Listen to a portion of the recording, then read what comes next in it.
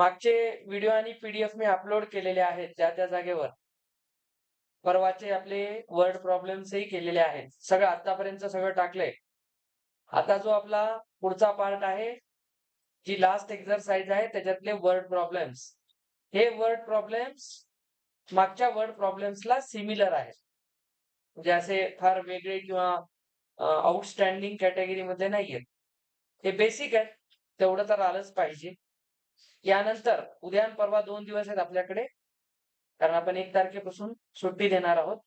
तर उद्या आणि परवा मी याचे एक्स्ट्रा क्वेश्चन्स घेईन. त्याच्यामध्ये मात्र थोडेसे टफ किंवा आपल्या सिलेबसमध्ये सध्या नसलेले, पण ते तुम्हाला यायला पाहिजे असे काही क्वेश्चन्स लिनियर इक्वेशन्स मध्ये ते आपण करू. आता इथे आपल्याकडे जो क्वेश्चन आहे पहा, सेम आहे. आता लिनियर इक्वेशन फॉर्म करायचे, पण आता आपल्याला एलिमिनेशन मेथडने सॉल्व्ह करायचे. लास्ट टाइम आपण सगळे सबस्टिट्यूशनने केले होते. आता एलिमिनेशन आहे तर इथं एलिमिनेट करण्यावरच भर द्यायचा. तर बघा क्वेश्चन काय सांगतो, if we add 1 to numerator and subtract 1 from denominator, fraction reduces to 1. Same तसाच एक क्वेश्चन होता मागे. म्हणजे एका फ्रॅक्शनच्या न्यूमरेटर मध्ये 1 ऍड केला, डिनॉमिनेटर मधून 1 सबट्रॅक्ट केला, तर त्या फ्रॅक्शनची व्हॅल्यू 1 होते. फ्रॅक्शनची व्हॅल्यू 1 होण्याचा एकच अर्थ असतो, न्यूमरेटर डिनॉमिनेटर सेम होणे.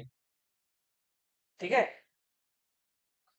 It becomes half if we only add 1 to the denominator. तर तो फ्रॅक्शन काय असेल? आपण जर फक्त डिनॉमिनेटर मध्येच 1 ऍड केला तर व्हॅल्यू 1/2 होते. तर फ्रॅक्शन काय असेल? बघा 2 कंडिशन आहेत, 2 इक्वेशन बनवूया. तर सेकंड मधला हा जो फर्स्ट आहे क्वेश्चन, तो काय सांगतो, लेट करा. त्याच्यामध्ये चला पहा, लेट याचा जो न्यूमरेटर आहे तो एक्स माना, डिनॉमिनेटर वाय. आपल्याला पहिली कंडिशन सांगते अकॉर्डिंग टू कंडिशन 1, इथे जो फ्रॅक्शन आहे त्याला लिहा एक्स बाय वाय. आता कंडिशन सांगते न्यूमरेटर मध्ये 1 ऍड केला म्हणजे एक्स प्लस 1 केला आणि डिनॉमिनेटर मधून तो सबट्रॅक्ट केला तर व्हॅल्यू 1 बनते. तर इथून एक्स प्लस 1 हा इक्वल होतो वाय मायनस 1 ला. मी आता तेच सांगितलं तुम्हाला, न्यूमरेटर डिनॉमिनेटर इक्वल झाले. तर इथून एक्स प्लस वाय हा -2 बनतो. दिसला?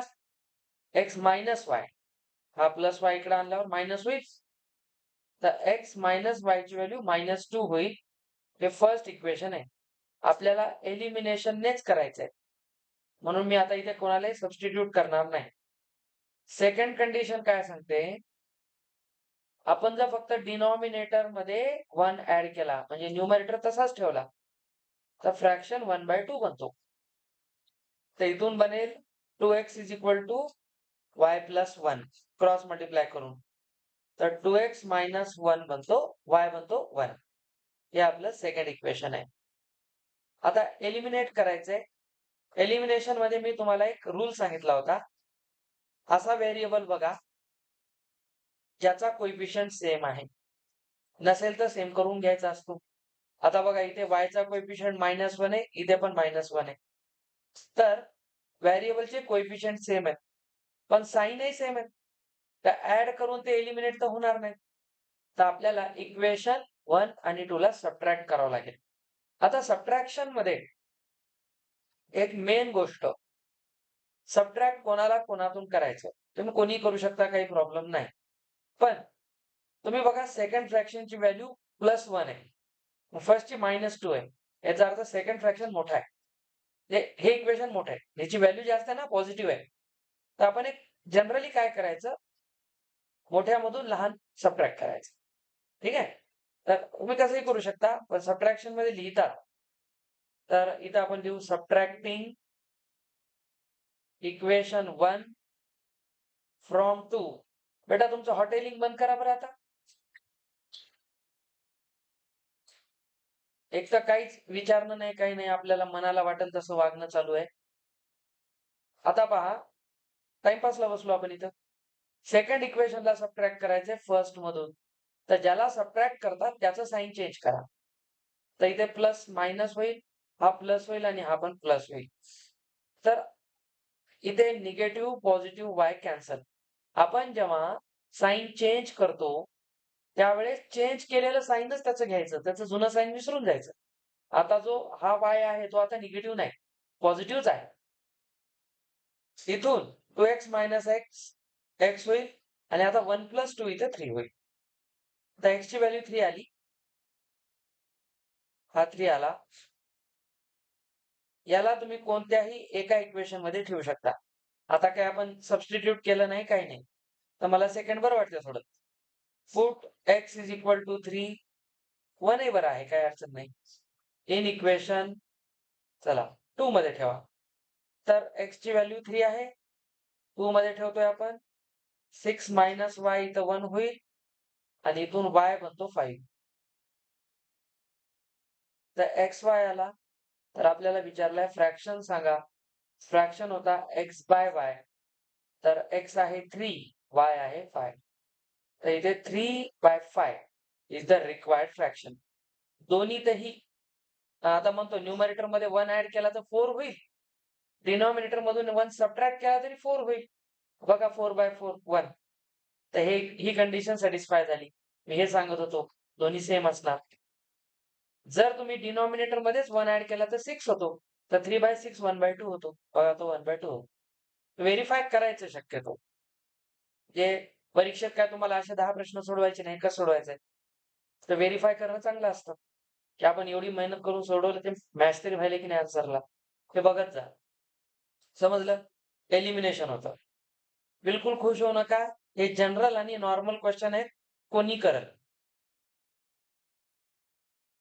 हा, नाराज व्हायचं जर हेही जमत नसतील तर. हे जमल्यावर खुश व्हायचं नाही. पण हे जमले नसतील तर नाराज नक्की व्हायचं. कारण एवढे तर जमायलाच पाहिजे.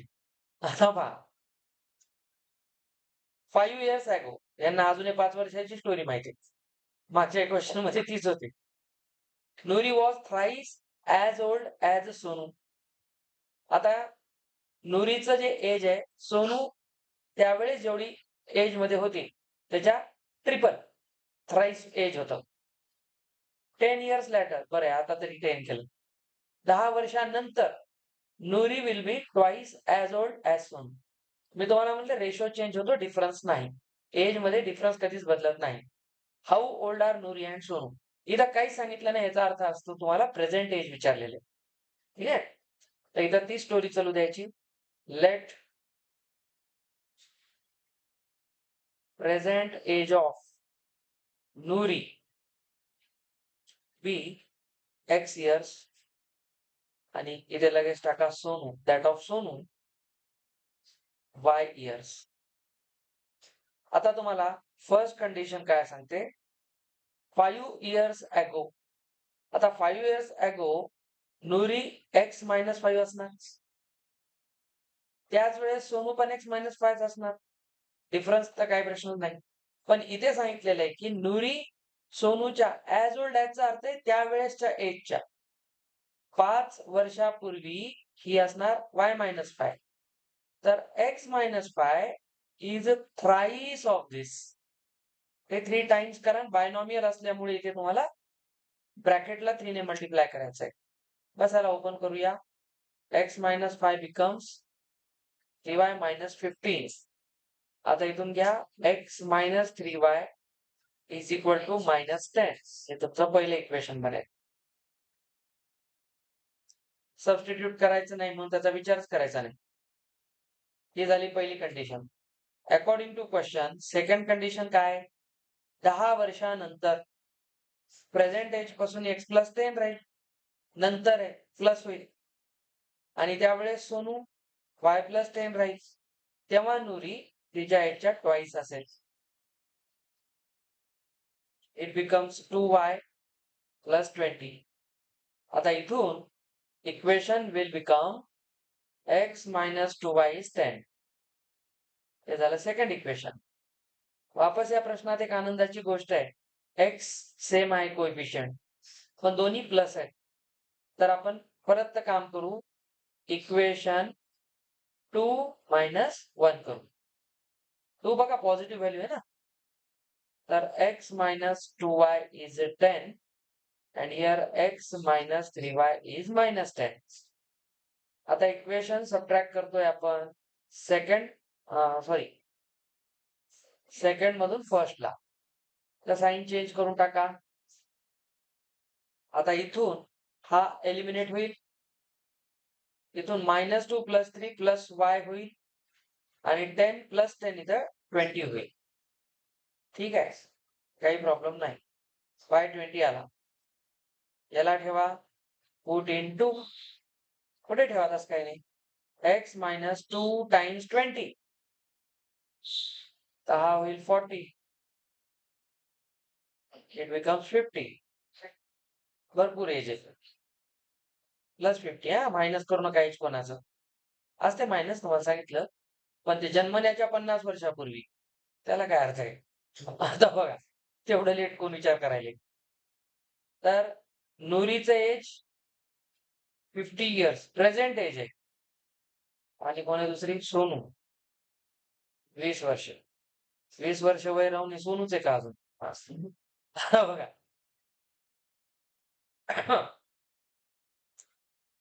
तुम्ही इथे व्हेरीफाय करा, 5 वर्षापूर्वी ही किती असेल 45 आणि असेल 50. बघा 3 टाइम्स थ्राईस झालं. 10 वर्षानंतर हे होईल 60, ही 30, बघा ट्वाईस झालं, 2 टाइम्स. दोन्हीकडे मॅच व्हायला पाहिजे, एक जरी मॅच नाही झालं तर रॉंग आहे. चलो, बेसिक क्वेश्चन आहेत सगळे, फार काय आनंदाची गोष्ट नाही. हा थोडा क्वेश्चन बरा आहे. मला वाटलं का आता इथे तसे टाकते. मी तुम्हाला सांगितले की नंबर ऑफ डिजिट वाले प्रश्न फार येतात. असे क्वेश्चन सॉल्व्ह करण्यासाठी मी तुम्हाला एक बेसिक थेरी शिकवेल. याला नुसतं सॉल्व्ह नाही करायचं, नवीन कॉन्सेप्ट याच्यात. याच्यात मी तुम्हाला स्टेट बोर्डच्या पुस्तकातला एक प्रश्न घेईल उद्या प्रॅक्टिसमध्ये. तिथे 3 डिजिट नंबरचे पण क्वेश्चन आहेत. इंटरेस्टिंग क्वेश्चन आहे एक. The sum of the digits of a 2 digit number is 9. एक 2 डिजिट नंबर आहे, म्हणजे तो 10 पासून 99 पर्यंत काही राहू शकतो. तुम्ही जर लॉजिकली विचार केला तर इक्वेशन सॉल्व्ह न करताही सोडवता येते, पण त्याला मार्क भेटत नाही. 2 डिजिट नंबर आहे, त्याच्या डिजिटला जर ऍड केलं युनिट आणि टाइम्सला, तर सम 9 येते.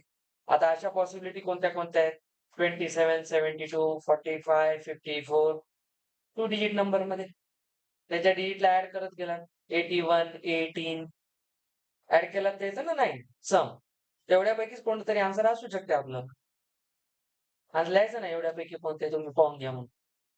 9 टाइम्स दिस नंबर, त्या नंबरची जर तुम्ही 9 टाइम्स केली, is twice the number obtained by reversing the order of the digits. हे जड आहे थोडं पचायला, काही टेन्शन नाही. आता मी तुम्हाला स्टेप बाय स्टेप सांगतो. 2 डिजिट नंबरचा या क्वेश्चनला मी डायरेक्ट सॉल्व्ह नाही करणार, मी तुम्हाला एक कॉन्सेप्ट शिकवणार आधी. भले तुम्हाला शिकायचा नसो, पण मी शिकवणार. समजा मी एक 2 डिजिट नंबर घेतो 23. आपल्याला माहिती आहे हा 20 आहे, म्हणजे हा 20 आणि हा 3 आहे. मी तुम्हाला एक गोष्ट शिकवायलो म्हणून सांगायलो, लक्ष द्या. इक्वेशन फॉर्म करण्याची एक टेक्निक आहे. 20 आपल्या सगळ्यांना माहिती आहे 2 टाइम्स 10 असतो, आणि हा 3 टाइम्स 1 असतो, कारण हे युनिट डिजिट आहे. आता तुम्ही पहा, मी जर युनिट डिजिट आणि टेन्स डिजिट काही मानला, जसं युनिट डिजिट आहे तर 3 आहे, दुसऱ्या नंबरमध्ये तो चेंज होईल ना. तर असं समजा, मी जर युनिटला y मानलं, युनिट डिजिटला, तर हा y इंटू 1 व्हायला पाहिजे. 1 प्लेस तर आहे ना, त्यात तो 1 टाइम्सच राहणार, नेहमी इक्वल राहणार. आणि इथे याला मी x मानलं आणि याला मल्टिप्लाय केलं 10 ने, तर ऍक्च्युली 23 हा नंबर मी कसा लिहू शकतोय, सर याला मी 10x प्लस y म्हणून लिहू शकतोय. आणि कधीही 2 डिजिट नंबर तुम्हाला कोणी सांगितला, तर त्याला 10x प्लस y अशा फॉर्म मध्ये लिहित जा, ज्यामध्ये y हा आपला युनिट डिजिट असेल. ठीक आहे. हा युनिट डिजिट तुम्ही कोणालाही मानू शकता युनिट टेन्स, पण तुम्हाला एक जनरल सांगतो. आणि हा टेन्स डिजिट असेल तर युनिट प्लेसला वाय आणि टेन्सला एक्स मानत जा. तर नंबर काय बनेल मग तो 10x प्लस वाय.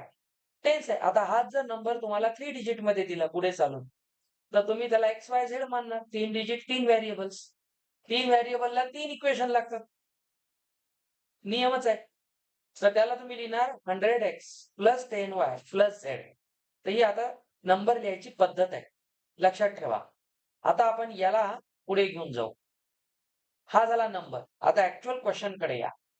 क्वेश्चन म्हणतो 2 डिजिट नंबर आहे. ओके. तर एक काम करा. Let digit at units place. त्याला आपण y मानू. x हे मानू शकता, पण जे मानले ते लक्षात ठेवा. त्याला x मानू. तर नंबर बिकम्स. तर नंबर काय बनेल 10x प्लस वाय. ठीक आहे. हे आपल्याकडे हँडी असलं पाहिजे, तयार असलं पाहिजे. आता चला फर्स्ट कंडिशन. फर्स्ट कंडिशन काय म्हणते सम ऑफ द डिजिट्स. डिजिटची सम म्हणजे फक्त x प्लस वाय. ऐका बेटा, डिजिटची समचा अर्थ प्लेस व्हॅल्यू नाही, फेस व्हॅल्यू. फेस लहानपणी शिकलो होतो आपण. 23 मध्ये 2 ची फेस व्हॅल्यू 2 आहे.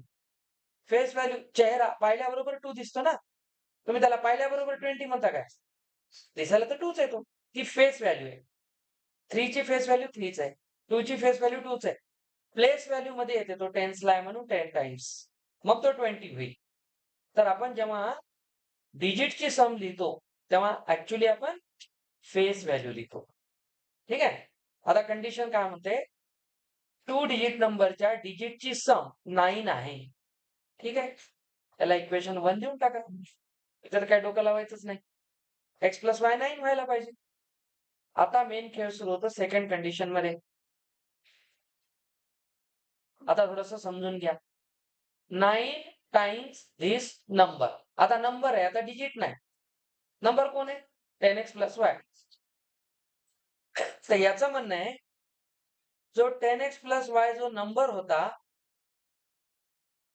त्याची 9 टाइम्स. बघा इज म्हणजे equal twice the number. Twice आहे तर बाहेर 2 लिहून टाका. Obtain bye reversing the order of digits. अरे बाबा याला रिव्हर्स केलं ते 32 होईल. म्हणजे आता बघा इथे y होईल आणि इथे x येईल. म्हणजे आता हा 10y प्लस x होईल. तर कधी लक्षात घ्या रिव्हर्सिंग डिजिट करून जी सम बनते त्याच्यामध्ये 10x प्लस y ला 10y प्लस x लिहित जा. हे प्रत्येक क्वेश्चन मध्ये अप्लाय होते हा.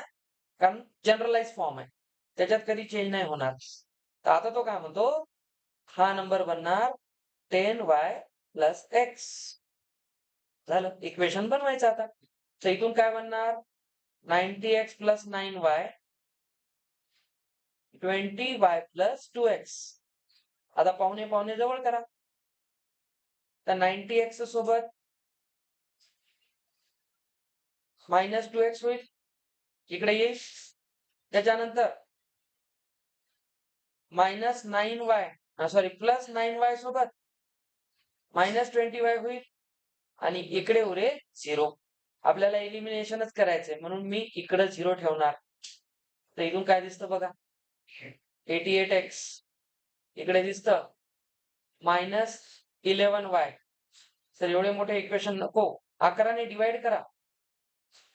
8x minus y is 0. बघा किती त्याला माणसात आणला आपण. लहान केलं. आता हे फर्स्ट आणि हे सेकंड इक्वेशन आहे. y इथे प्लस आहे इथं मायनस आहे. दोघाला ऍड करा एलिमिनेट होऊन जाईल. झालं. तर ऍडिंग इक्वेशन 1 and 2. आता ऍड करायचंय कारण दोघांचे साइन ऑपोजिट आहेत. मी थेरीत लिहून दिलं होतं. Same sign subtraction, different sign addition. तर इथून येईल x plus Y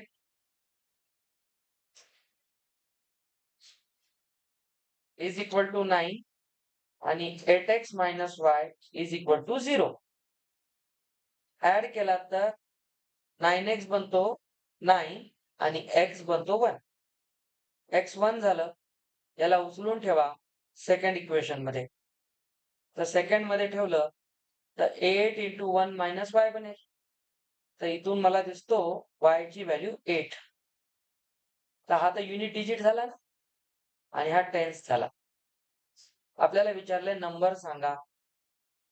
sir number होता 10x plus y असं लिहा परीक्षेत. x आहे 1 आणि हा आहे 8. तर हा होतो 18. This is the required 2 digit number. बघा सम ऑफ द डिजिट 9 आहे. आता आपल्याला 9 टाइम्स द नंबर केला तर 18 9 जा 172. ठीक आहे. आणि मग त्याला रिव्हर्स केला तर 81. त्याची डबल केली तर 160. ठीक आहे. नाही रिव्हर्स करून डबल करायचं. हा 162 मी 172 म्हणलं. 89 जा 162 आणि याला रिव्हर्स केलं 81. त्याची डबल केली तर ती 162 येते ओ तारीखवर. अशा पद्धतीने हा क्वेश्चन आहे. त्यातल्या त्यात हा सोपाच होता. 2 डिजिट वाले अजून चांगले प्रश्न येतात. काही नाही. याच्यात खूप व्हरायटीज असतात वेगवेगळ्या. कसंही बनवतील. चलो नेक्स्ट. 2 क्वेश्चन राहतात. एक बरं केलं पण एनसीईआरटीनं. सिलेबस कमी केल्यामुळे ताण थोडा कमी झाला. पण परीक्षेचा ताण तेवढाच आहे. चलू द्या. Meena went to a bank to withdraw rupees 2000. 2000 रुपये काढण्यासाठी बँकेत गेली Meena. She asked the cashier to give her rupees 50 and 100 notes only. आजच्या काळात कोणी मागणं असं 500च्या द्या म्हणते. 2000 रुपये 500च्या 4 नोटा तेवढ्यासाठी बँकेत जायला चांगलं वाटणार. तर बघा तिने सांगितलं 50 आणि 100च्याच नोटा द्या. याला कॉमर्सच्या लँग्वेज मध्ये डिनॉमिनेशन म्हणतात. हे डिनॉमिनेशन आहे. कोणत्या नंबर ऑफ नोट्स किती आहे नंबर ऑफ नोट्सला डिनॉमिनेशन म्हणतात. तर मीनाला या दोन्ही मिळून 25 नोट मिळाल्या. Number of notes 25. How many notes of rupees 50 and 100 she receive. तर 50च्या आणि 100च्या किती मिळाल्या याला ऍड केलं तर 2000 रुपये होतील. चल चांगला क्वेश्चन आहे. अशी थिंकिंग येत नाही म्हणूनच मॅथ्स आहे. तर मॅथ्स याच्यासाठी यूज होतात. चला let number of rupees 50 notes. Number पाहिजे आपल्याला. हे नोटांची संख्या आहे. एक्स नोटा असतील 50 रुपयाच्या. तर याच पद्धतीने समजा 100 रुपयाच्या वाय नोटा असतील. तर पहिली कंडिशन आपण अशी मानू की दोन्ही मिळून तिला 25 नोटा मिळाल्या. तर 100 आणि 50च्या नोटा मिळून 25 व्हायला पाहिजे. पहिलं इक्वेशन तर हेच आहे. इथं जास्त डोकंच लावायचं नाही. सेकंड कंडिशन काय सांगते इथं थोडीसं डोकं लावा. अमाऊंट मिळाली 2000. आता हे इक्वेशन नंबर ऑफ नोट्स बद्दल आहे आणि दुसरं इक्वेशन अमाऊंट बद्दल आहे. कंडिशन वेगळ्या आहे. मला सांगा एक्सच्या किती नोट आहे 50च्या किती नोट आहेत एक्स आहेत. तर 50 नोटांची किती प्राइस होईल 50x. एवढी अमाऊंट होईल. Same 100y. हे दोन्ही मिळून तिला 2000 रुपये भेटले. झालं इक्वेशन. एवढं मोठं आपल्याला नको आहे. 50 ने डिवाइड करा. झालं छोटं इक्वेशन. आता 1 आणि 2 मध्ये एक्सचा कोइफिशियंट आणि साइन सेम आहे.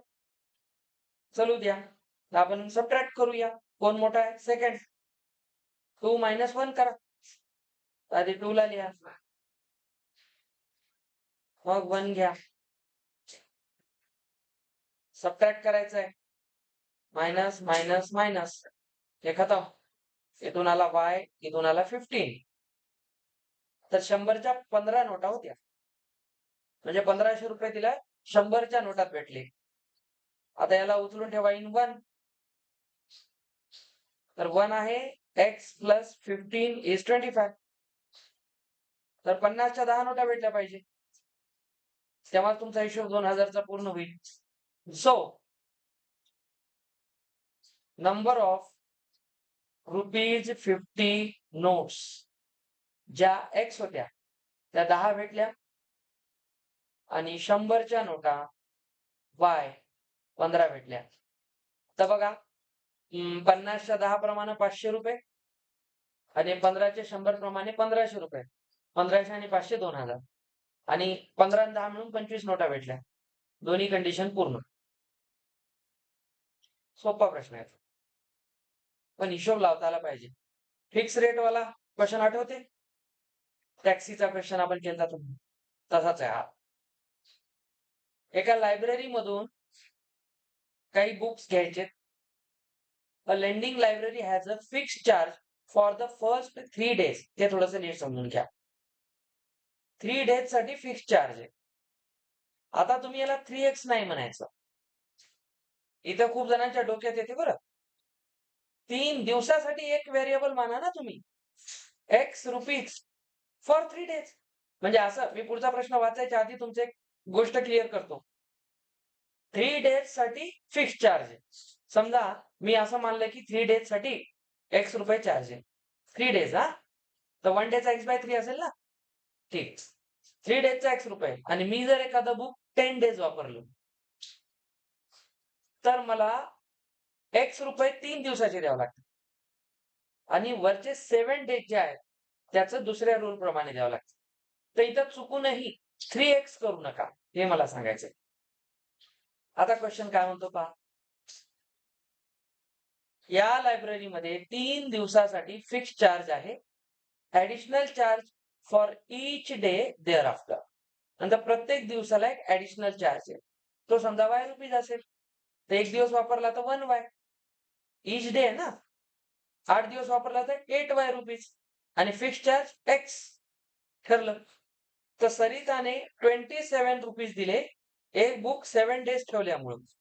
आता तेच नियम आला बघा. 7 days मध्ये 2 पार्ट करा. फिक्स डेजचे 3 आणि रिमेनिंग 4 days. तर 3 days x रुपये आणि 4 days 4y. कारण दिवसाला द्याले ना ते. y जी दुसरी मुलगी आहे तिने 21 रुपीज फॉर 5 days. ठीक आहे. तर find the fix charge and charge for each extra day. ठीक आहे. आता बघा let fix charge for 3 days be rupees x आणि additional charge per day rupees y. तर फर्स्ट कंडिशन 27 रुपये चार्ज झाला 3 दिवसाचे x. आता वर 7 days मध्ये उरले 4 days तर 4y. तर हे चार्ज झाले इथे. हे झालं फर्स्ट इक्वेशन. सेकंड कंडिशन 3 दिवस. तिने किती दिवस ठेवलं? 5 दिवस. 3 दिवसाचे x रुपये आणि वरच्या 2 दिवसाचे 2y. हे झालं 21 रुपये. संपलं. आता पुढचं तर काम तुम्ही सहज करू शकता. सबट्रॅक्ट करा 1 - 2 कारण 1 चा जास्त आहे ना व्हॅल्यू. इथे तुम्हाला कोणत्याही इक्वेशन मध्ये कोइफिशियंट सेम करायचं काम पडलं नाही. लय बोर कार्यक्रम आहे. स्टेट बोर्डच्या एक्झरसाइजचे क्वेश्चन सोडवा. 5 डिग्री सेल्सिअसला घाम येतो. इतके क्लास गणित आहे. सेकंड आपण ते घेऊ प्रॅक्टिस मध्ये. चला सबट्रॅक्ट करा. खतम. इथं आला 2y, इथं आला 6, y येतो 3, y आला 3. ठेवा. पुट इन 2 मध्ये ठेवा. तर x + 2 × 3 इज 21. तर x + 6 झाला 21. तर x होईल 15. तर फिक्स चार्ज 15 रुपये आणि पर डे चार्ज 3 रुपये. तर 15 ते आणि वरच्या 4 दिवसाचे 12. 15 आणि 12 27 रुपये पहिल्याचे झाले. आणि पुन्हा 5 दिवसामध्ये 15 आणि 2 दिवसाचे 2 दिवसाचे किती? 3 प्रमाण 6. 15 × 6 21 रुपये. ओके. तर अशा प्रकारे